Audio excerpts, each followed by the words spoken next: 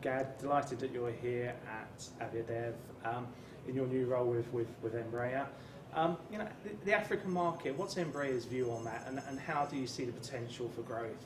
So from the Embraer standpoint, we see the African market is still very robust and a great opportunity to source the right size aircraft, specifically regional aircraft in the market. When you look at Africa and the fact that capacity is growing at above 6%, traffic's growing at almost 8%, that on top of the increasing of intra-Africa traffic, finding those new opportunities for new routes and connecting them from one point to another, regional aircraft seem to be the opportunity to make sure that comes to play. And obviously a lot of markets in Africa are quite thin, but they're quite distant as well. So do they fit perfectly within that market of the Embraer family of aircraft? I think so. I think it depends which market. Africa is geographically spread out. So when you look at Africa, you definitely have the different regions, but then connecting points, say from Lagos to Cape Town, that's still a long range. Our new E2 aircraft can actually provide that range, so it can do that nonstop. And I think that we're able to provide a portfolio of range capabilities, doing things from Lagos to Cape Town, as well as from South Africa to, say, somewhere in SADC like Lusaka, and some shorter haul trips that would still be economically viable.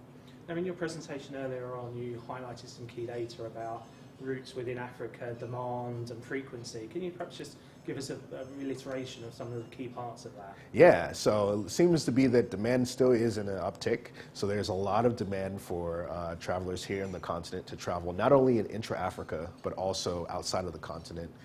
So as a result of that, there's over 145 underserved markets in the regional play that still need to be allocated to some aircraft into some new routes.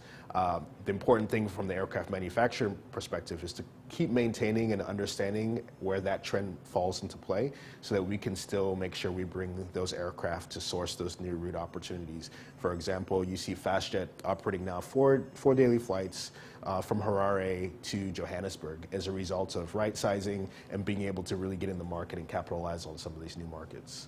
Now, obviously, the new E2 has gone into service in Europe, in Norway, and there's been a lot of interest in the aircraft. What can that deliver to the African continent? Yeah, so first of all, the E2 is a fantastic aircraft. I'm not just saying it because I'm at Embraer, but it really is impeccable. And I think for Africa, what it delivers is an amazing product. What it delivers is really good economics. So in terms of the cost savings to operate compared to any of the other aircraft, Embraer or non-Embraer, and it also gives you the flexibility for range. So I mentioned it can give you the range capability to do things across the continent that you would normally need to do on perhaps a larger 150-seat plus aircraft. And what's been the main obstacles, and what remain the main obstacles to placing aircraft in Africa? Yeah, so I think it definitely the tough thing is financing.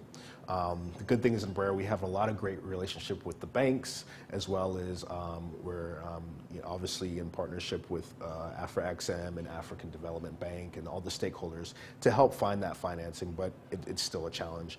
Number two is also the management of airlines in Africa, as we know that unfortunately leadership and management is still have a skills gap in some areas. But we have a strong team that we help kind of advise on if they do want to place some Embraers into their fleet. How do we make sure that it's going to be profitable for them? So that's kind of how we're mitigating that challenge. But that's a challenge as well. And here at Aviadev, you have been a supporter of the event since its inauguration. Absolutely. What's so great about events like this, and what does Aviadev mean to you? So Aviadev to me personally means I'm able to connect with people like you, Richard, which we've connected throughout the years at many other events, but also with other people within the industry, whether it's just touching base because we know each other or meeting others, understanding what's their story, what's their outlook of the industry, how can we help each other is the biggest thing. So for example, I just met a gentleman today who was telling me about their startup airline, and as we were in discussions, they now got some good insights from me, I got some good insights for them, and perhaps it could be an opportunity at next Aviadev that we could share. You never know. So I think that's what Aviadev does. It kind of brings everything full circle, and it kind of brings the industry in Africa in a full picture. Now, you've worked in the African market for a long time, in a variety of different roles through different parts of the industry. If you had a magic wand and you had one wish that you could grant for Africa, what would that be? To make money.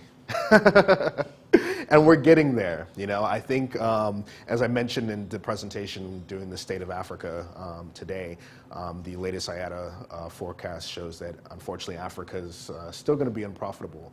However, it's definitely getting better, especially with the giants like Ethiopian Airlines doing a fantastic job. Regional airlines like Airlink, I mean, fantastic in terms of what they've been able to do in terms of their breadth and depth. But there's still some challenges here and there. I think that over time, I'd love to see the other airlines continue to try to follow the same path in terms of improvement, but to actually make money that at the next IATA AGM and the next AviDev, we can show that it's actually a positive. Brilliant. Thanks, Gad. Thanks a lot. Your time. There's your get out, Joe.